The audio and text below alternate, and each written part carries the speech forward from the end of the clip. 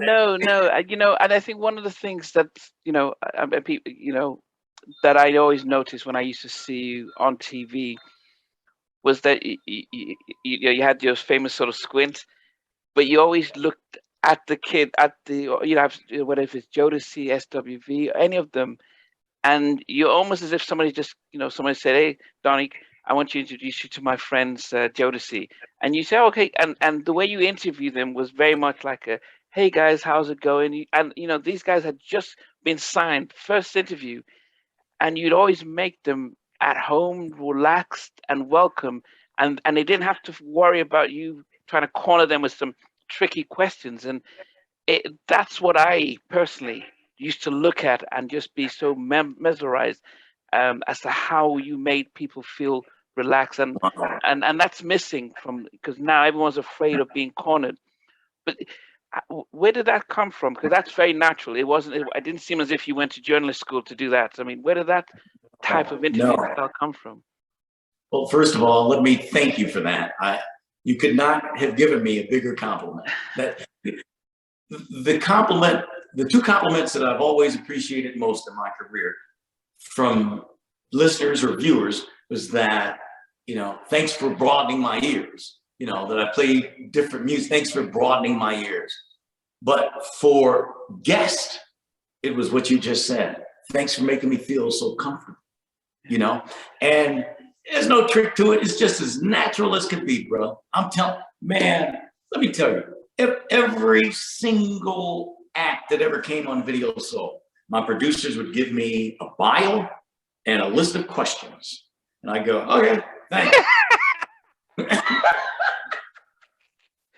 Every time. I never read either. Because to me, I felt like if I read the bio, then chances are that I'm going to ask them the question that they've been asked 1,000 times, because the bio led you to that anyway. Yeah. And what's wrong? It's just like what you just said.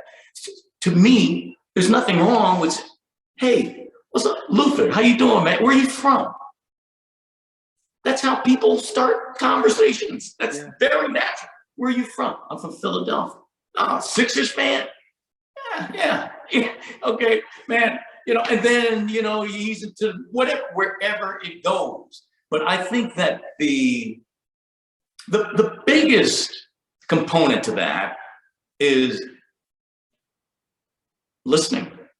Yeah. It's listening, man. That's the key to it to me. If you watch any of my interviews, 9 times out of 10, the next question I ask is from something they just said. Yeah. Because I'm listening.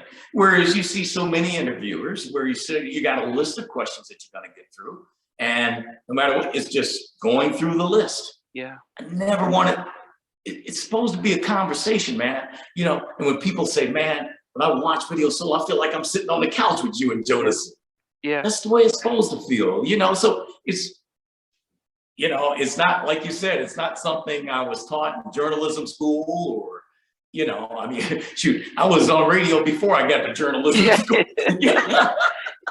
I mean, but from that though, how did you transition? I mean, okay, before we talk about, because you've been 7 years at the station and you had Motown at Detroit, where the Jacksons and everyone was coming up. I mean, when does it stop becoming starstruck when you're seeing the Jacksons or and the Temptations and Diana Ross and everything, and it just becomes the regular people that are even actually looking for you to help put their music out? That's a very good question, and I'm not sure, and I'm going to answer it, but I think my answers would be conflicting. Okay. Because I feel like, because I was around all of these people from such an early age, that it's like the only life that I know. I met Michael Jackson. Good God, Michael was probably, I knew I was 16, and Michael must have been 14 or something like that, when I first met Michael. So, I mean, and I told you I met Marvin Gaye at 16 and Smokey and all these people. So, so it's hard to trip on that. Now, with that said, I still trip on that. I mean, really, it's, you know, phone rings and my wife says, Donnie, Stevie's on the phone, you know, or Smokey, or, you know, playing golf out with Michael Jordan playing golf. You know, we would play every day when he was here playing in Washington. And, you know, while we're boys and you're not tripping on that all the time, there are times when you're there and you go, that's Michael Jordan.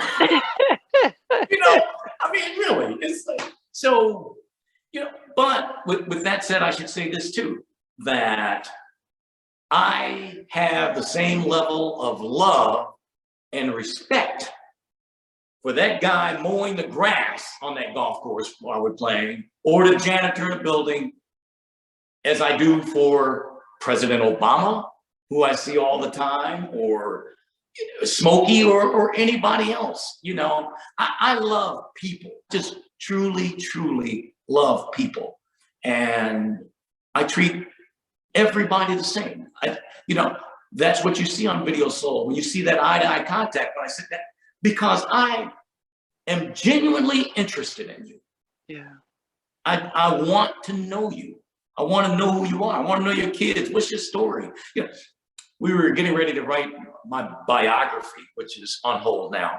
But, you know, the guy that first presented the idea to me, David E. Talbert, I don't know if you know him, but, well, David is a great movie director and producer now. He's done some really good stuff. You should look him up. David E. Talbert. As a matter of fact, his last movie, Jingle Jangle, was done in the UK. And but he did Baggage Claim and some other really good movies. But he wanted to write my biography. And because we were telling, and I'll tell you this story too, because I was telling him the story of Elton John and Benny and the Jets one night.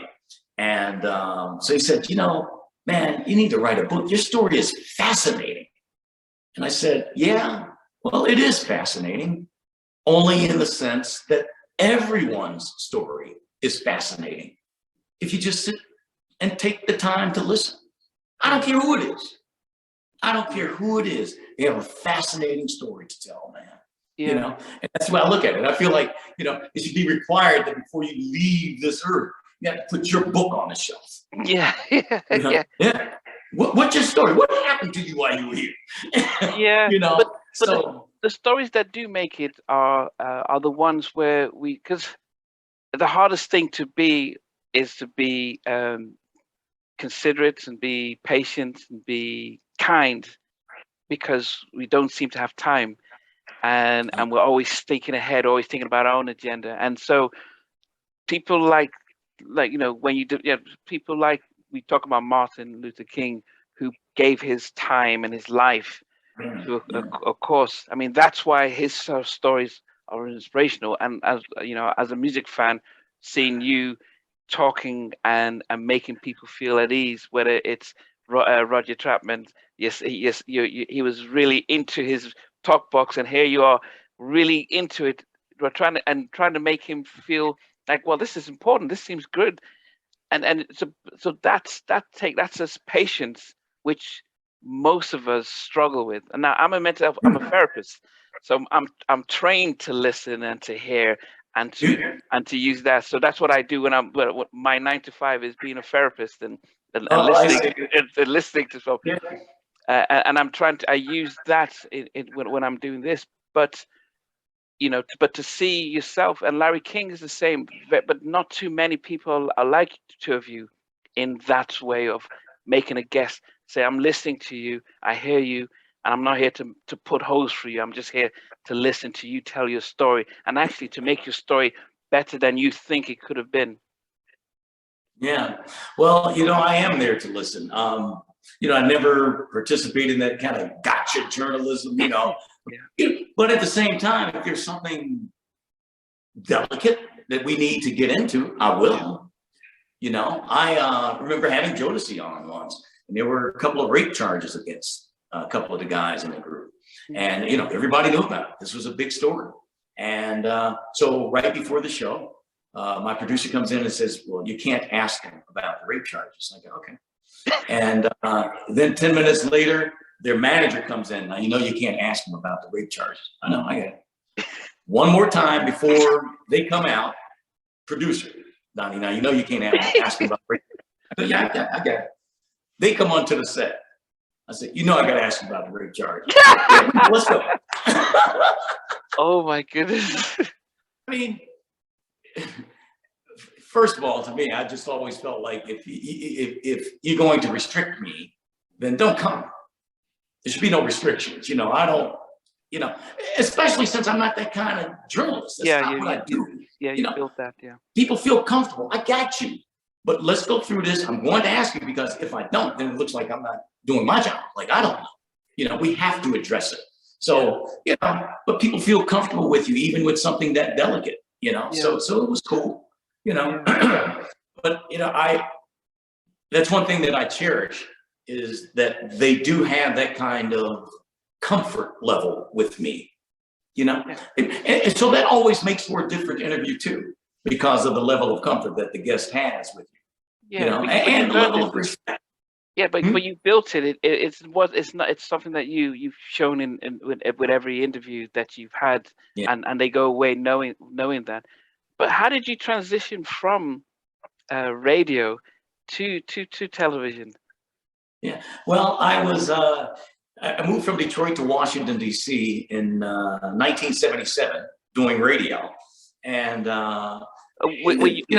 were you sort of after 7 years at your station, were you sort of headhunted to, or was it just? Yeah.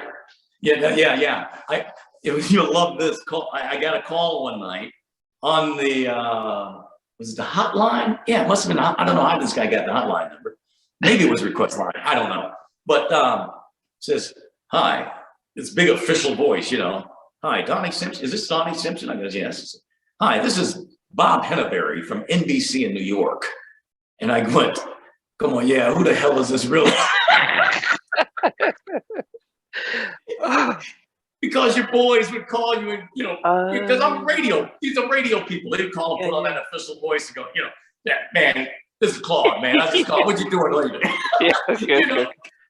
But this was legit. And he wanted to know if I was interested in going to this radio station in Washington, D.C., called WKYS, Disco 93, which right away from that title, I was like, yeah, I'm not interested in that. Because disco meant, this, not that I had anything against disco music, don't get me wrong. A lot of it I love. Yeah. But just something devoted strictly to that. I'm used to, like I said, I like it broad. It's broadcasting to me. So, but he brought me in because it was something my oldest brother always taught me, that you should at least listen. Wow. At least listen. So I came, it was the weirdest thing, man. They picked me up at the airport, took me to Arlington Cemetery for an interview. That's here in America. That's where President Kennedy rests, where all of the military, that's the highest honor, to rest at Arlington Cemetery. Wow. And I was like, dang, I really am in Washington, D.C. This is so clandestine. This is like a CIA interview. What? Arlington Cemetery. It was the weirdest thing, but they didn't want me to go in to the station because the guy that I would be replacing would put two and two together or whatever. Yeah. So anyway, the station was something other than just disco. And for the first year and a half I was here, it was a nightmare. I was ready to leave. As a matter of fact, I had a job offer to go to Los Angeles. But then they made me program director, which I didn't want to do. I just like doing my show. That's always been the way. My way is, I don't like politics. I don't like office politics. I'm in the back door, I do my show, and I'm out the back door, gone. All I want is the music and the show. That's all I want. Yeah. I don't know. Maybe it's wrong, but that's what keeps me focused. That's the way I like it. I come in, like, to this day, I have such strange things, man, but like, I will not listen to music until I get on the air, because that moment is that much more magical for me. When I sit down there and put on those headphones and hear music for the first time that day, I'm in heaven, man. I'm in heaven. Let's go. So anyway, we were in 16th place in the ratings, and I hated losing. You know, in Detroit, we were just runaway #1 all the time. Here we're 16th. I'm like, well, I can do better than that. I don't know what programming is, but so I just went in with common sense, like I do to everything, and take this out, put this in, and 9 months we went from 16th place to #1. Wow. And it was just gone. We would be #1 in every single demographic, from 12-year-olds to 70-year-olds, everybody. And so in a contract negotiation one year, about 80, because this was owned by NBC. Wow. So they had their television there. So to sweeten the deal, they offered me an opportunity to do television. I became the backup sportscaster for a guy named George Michael. Who's not your George Michael. Yeah. Okay. This is the George Michael sports machine, but he's legendary here in the States because they consider his show to be the precursor to ESPN. Oh, yeah, man. 24-hour sports. Yeah. So anyway, I was his backup, and I did that for about 2.5 years. But during that time, I got a call from BET asking me if I would be interested in doing this show called Video Soul. At first, I wasn't, because I only have image to sell. That's it. I can't give you 20 rebounds a night. You know, it's just image. So I'm very protective of that image. BET in its infancy wasn't a very pretty baby. Yeah. Okay. But I thought about it for 2 days, and it came down to this, that this is our first Black television network. If you have something to offer, you have to do it. Yeah. Let's go. And I did it, man. And I'm so glad I did. You know, I mean, what an amazing ride that thing was. You know, but by the way, I had a show in Detroit.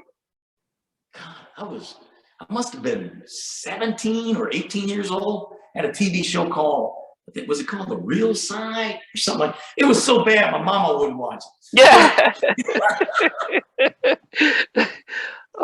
That was truly the beginning. But, you know, but then the Video Soul happened, man. And it was just, you know, Video Soul was so great for me.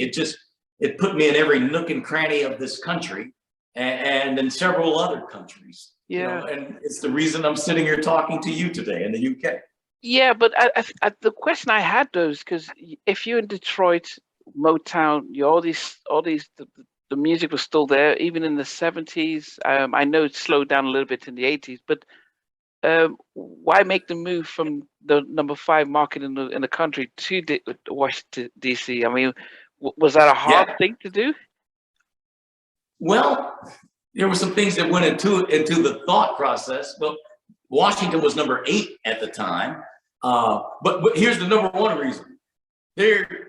I was making, I can tell you the numbers, $13,000 in Detroit, and they were offering me $28,500. Okay, yeah, more than double your salary. Okay, that's a big difference.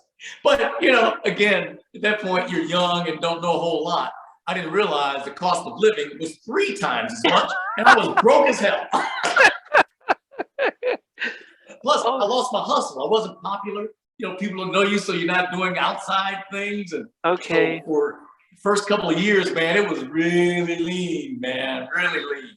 But what did you learn in that, though? What did you learn coming out of your comfort zone? Because you grew up in Detroit, you knew the market, you knew everything. So to come out of that comfort zone, right. What was it? And they knew me, and that's what I was worried about. This is home. You know, they remember when you had to take off to go to your prom.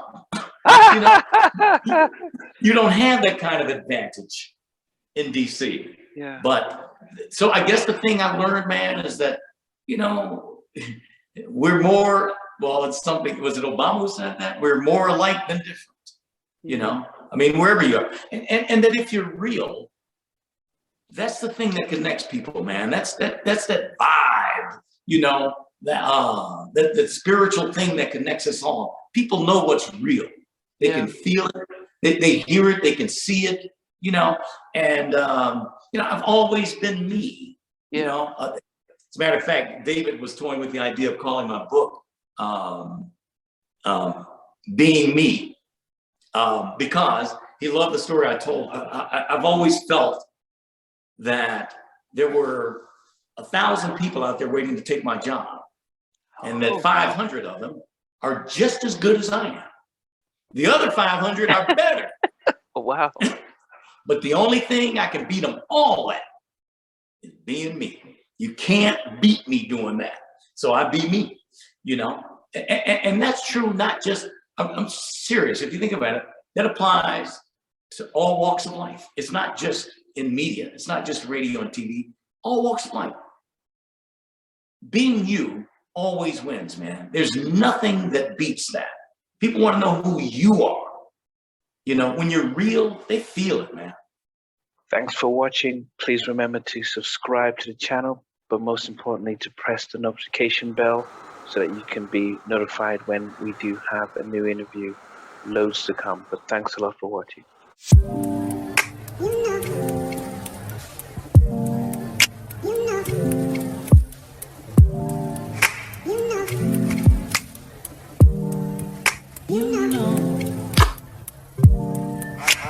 I begin to